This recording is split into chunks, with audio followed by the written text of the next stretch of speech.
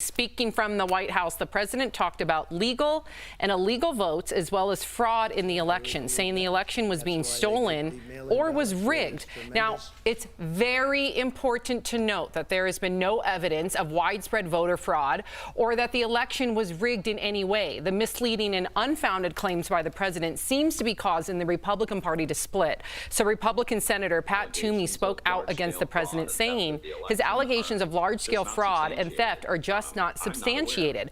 But other Republican senators, including Lindsey Graham and Ted Cruz, were on Fox News last night defending the president.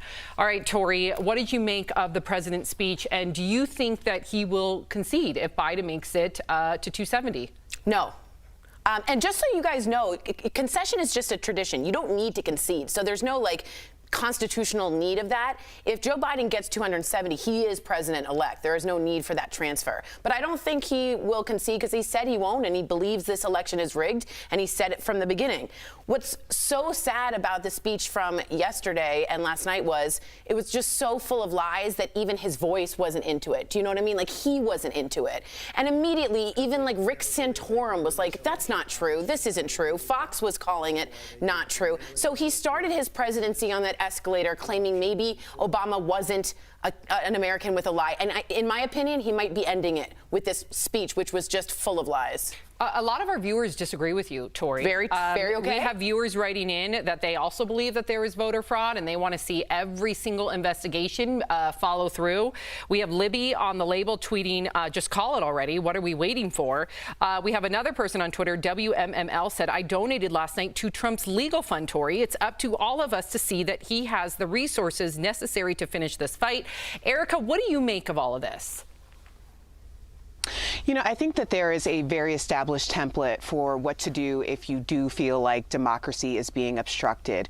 We can look at Stacey Abrams for that.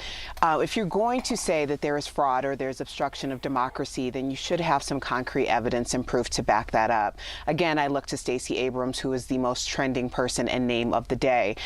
When she talked about her gubernatorial race and everything that was obstructed in her past, she talked about voter suppression and noted the hundreds of polling places that were closed, noted the tens and 20s or hundreds of polling places where people had to wait hours upon hours upon hours, noted the purging, illegal purging of voters. So when you're having these conversations, people do want the proof to put behind it. And there's a way to put in action behind it by coming up with a plan in order to do so. If that's what Trump wants to do, then I think that he's completely within his rights to do so. But I also think that the United States Constitution is also within its rights to hold up what's fair and just.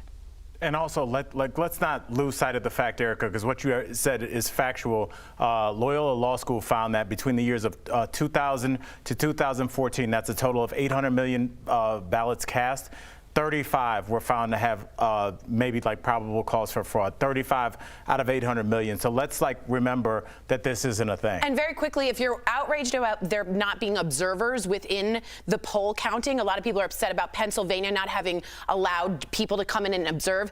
Everybody is allowed to observe. A Pennsylvania judge just made sure of it. They just have to be 6 feet back from the poll counters because of COVID. They've been there the whole time, Democratic and Republican. So please put that to rest. That's misinformation.